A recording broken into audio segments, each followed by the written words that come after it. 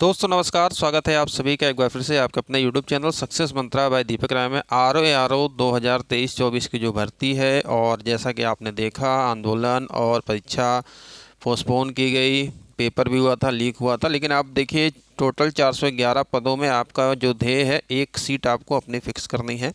Examination जो समिति गठित की गई है कल्पराज सिंह जी की, रिपोर्ट कब आती है, अब ये पूरी तरीके से है कि आपका कुंभ के बाद आपका एग्ज़ाम होगा मार्च अप्रैल में, लेकिन आपको पढ़ाई में ढिलाई नहीं देनी है।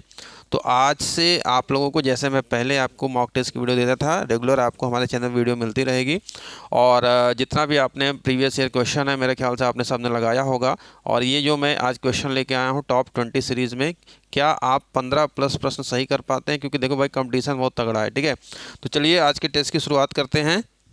और दोस्तों, ये जो प्रश्न है मैंने अग्रवाल एग्ज़ाम कार्ड की यूपीपीएससी आरओ प्री परीक्षा के सॉल्व पेपर से लिया हुआ है।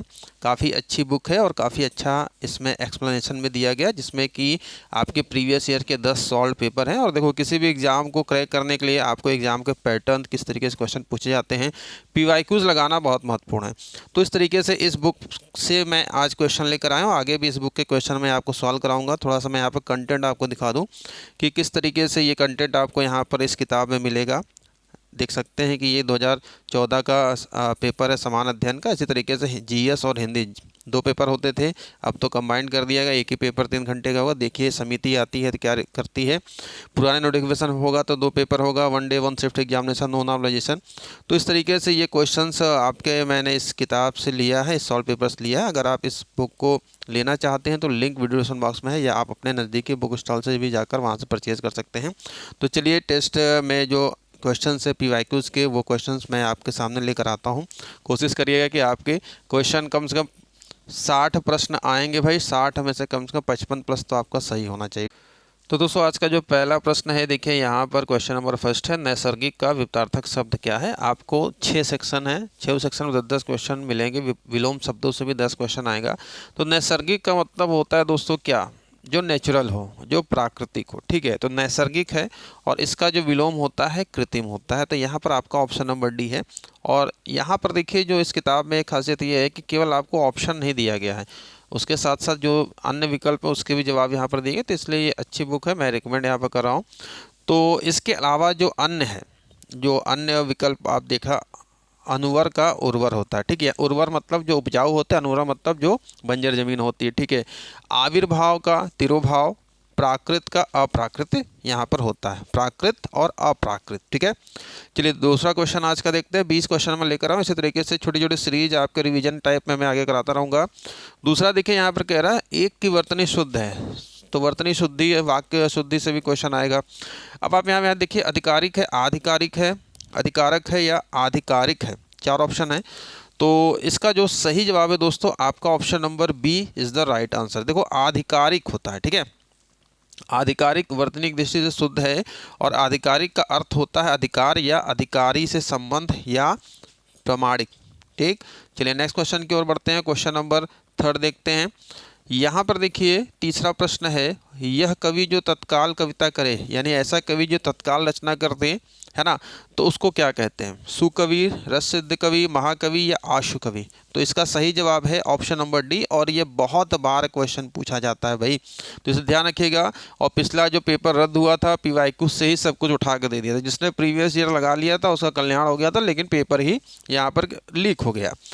तो सुकवि का मतलब देखिए उत्तम कवि होता है, महाकवि महान कवि या महाकाव्य का जो रचयिता होता है। इस प्रकार से इसका जो एक्सप्लेनेशन है। चलिए अगला प्रश्न देखते हैं। इनमें से वसुधा का पर्यायवाची शब्द क्या है? वसुधा, तो पर्यायवाची से भी 10 प्रश्न आपके आएंगे। तो भाई देखो, वसुधा, वसुधा का राइट आंसर यहाँ पर आपका विपुला है, और विपुला वसुधा का पर्यायवाची है। और वसुधा के अन्य पर्यायवाची में जो वसुधा का जो अर्थ होता है धरा होता है, ठीक है। अचला, धरा, वसुंधरा, मेदनी, मही, धाप्ती, ठीक है। तो इस प्रकार से इसके अन्य पर्यायवाची होते हैं।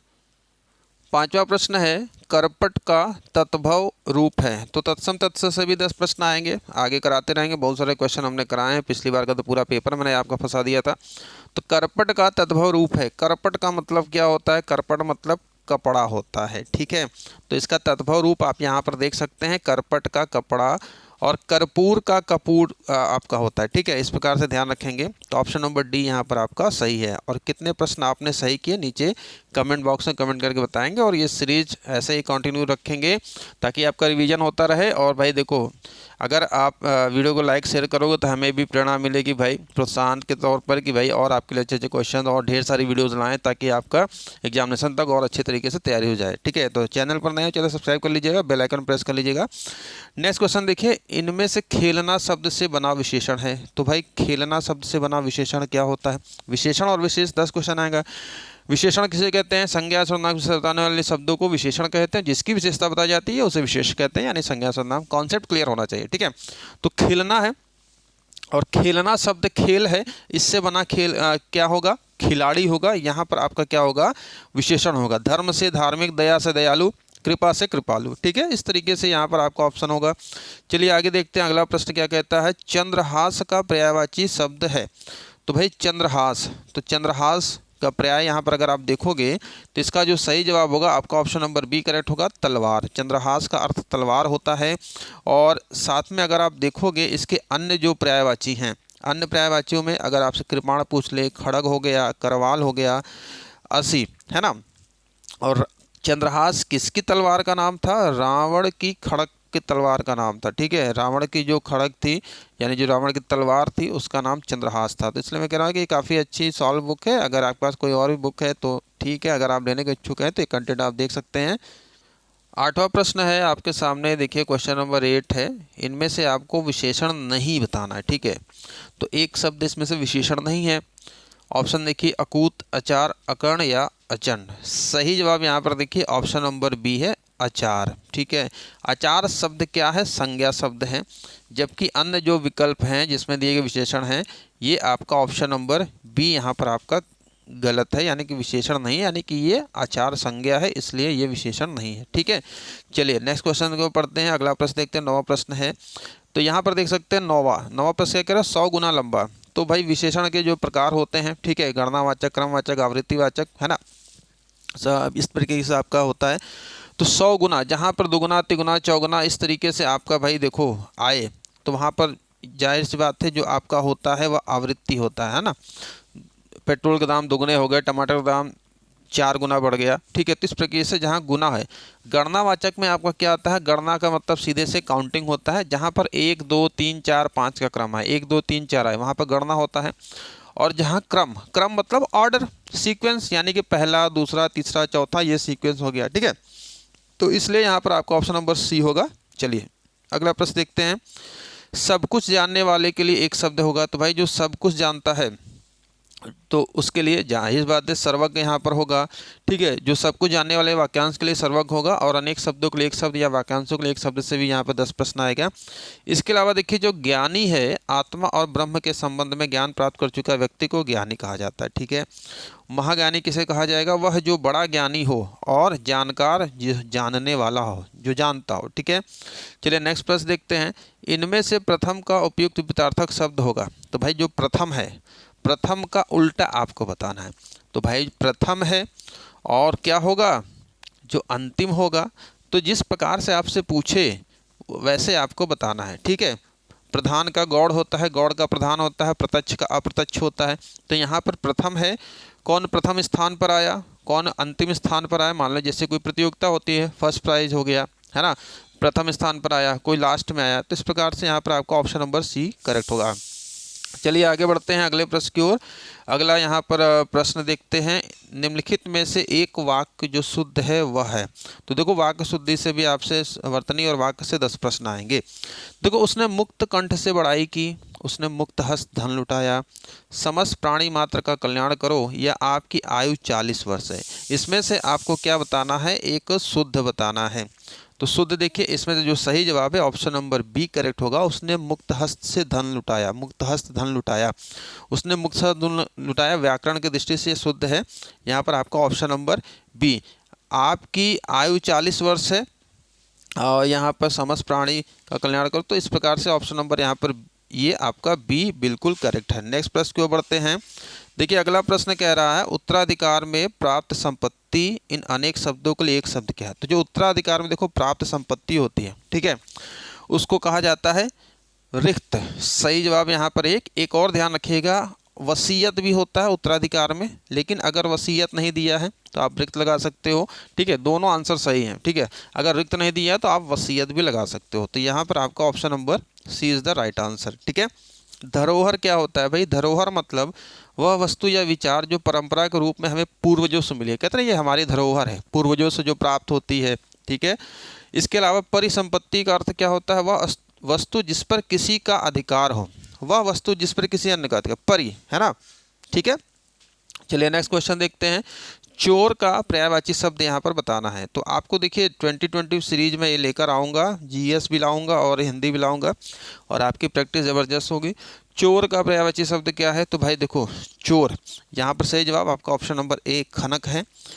और चोर के अन्य पर्यायवाची में अगर आपसे पूछ ले, मोशक, रात्रिचर, कजाक, रजनीचर, ठीक है, ये आपके चोर के अन्य पर्यायवाची के तौर पर भी यहाँ पर होते हैं। साथ साथ दस्यु भी इसका पर्यायवाची यहाँ पर होता है। नेक्स्ट क्वेश्चन की ओर बढ़ते हैं। जो तोला जा सके, यानी कि जिसका माप तोल हो सके, है ना, जो तोला जा सके, तोला जा सके, तो उसको कहते हैं परिमेय कहते हैं। जिसकी माप तोल ना हो सके उसको अपरिमेय कहते हैं। और जो प्रमाण के द्वारा न सिद्ध हो पाए उसे अप्रमेय कहते हैं। ठीक है, इस बात का यहाँ पर इसका ध्यान रखेंगे। चलिए आगे बढ़ते हैं, अगला प्रश्न है नेक्स्ट क्वेश्चन की ओर। चलिए अगला प्रश्न यहाँ पर देख सकते हैं। अगला प्रश्न क्या कह रहा है? इनमें से किस शब्द की वर्तनी अशुद्ध है? याज्ञवल्क्य, सदृश, हस्तक्षेप, गृहिणी। ठीक है, इसमें से आपको एक अशुद्ध बताना है। ठीक है, तो इसका देखिए जो सही जवाब है ये याज्ञवल्क्य, याज्ञवल्क्य नहीं होता, याज्ञवल्क्य होता है। ठीक है, तो ये अशुद्ध है और इसका जो शुद्ध रूप है याज्ञवल्क्य। ठीक है, ये ध्यान रखिएगा। और सदृश, हस्तक्षेप, गृहिणी, ये तीनों आपके शुद्ध हैं। तो बड़ा कन्फ्यूजन होता है भाई वर्तनी शुद्धि से, और इससे प्रश्न आते हैं। सारे इंपॉर्टेंट प्रश्न मैं आपको पहले भी करा चुका हूँ, लेकिन फिर से रिवीजन कराऊंगा, फिर से सीरीज चालू हो रही है। चलिए आगे बढ़ते हैं, अगला प्रश्न देखते हैं। ये देखिए यहाँ पर कह रहा है प्रयागराज में 10वां व्यक्ति कोरोना पीड़ित है।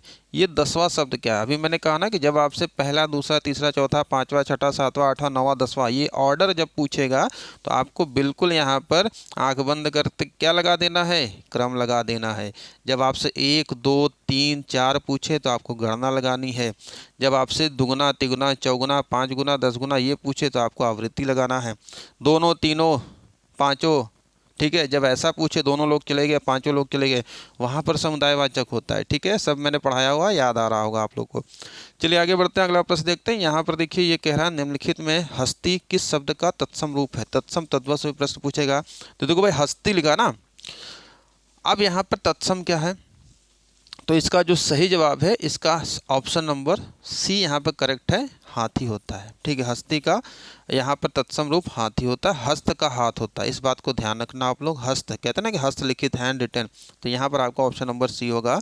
और आप देख सकते हैं हार का हारी होता है, हंसी का हास्य होता है। और ये देखिए अगला जो क्वेश्चन है, प्रताप सिंह का घोड़ा काला है, इनमें काला शब्द विशेषण की दृष्टि से है। अब देखो प्रताप सिंह का घोड़ा, घोड़ा है, ठीक है, घोड़े की विशेषता क्या है? काला है। यह आपका क्या बन गया? विशेष्य बन गया, और काला विशेषण बन गया।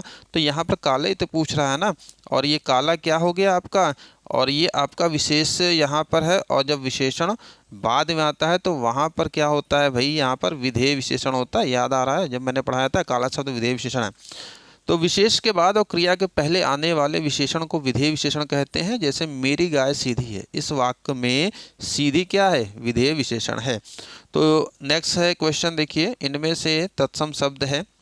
अब आपको तत्सम छांटना है। जोगी, जोबन, जमाई, यौवन। ठीक है, तो इसका जो सही जवाब है ऑप्शन नंबर डी, यहाँ पर यौवन है। ये यौवन शब्द क्या है? तद्भव शब्द जोबन का होगा।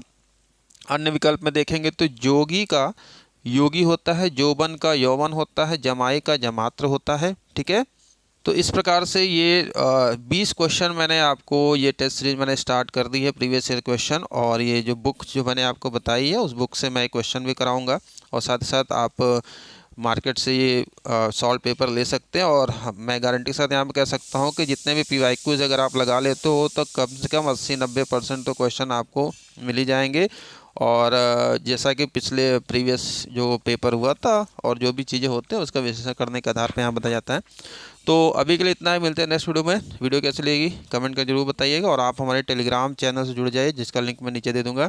जो भी PDFs होंगे, जो भी चीज़ें होंगी अपडेट होती है, मैं वहाँ पर आपको शेयर करता रहता हूँ। ठीक है, तो मिलते हैं नेक्स्ट वीडियो में। Thank you.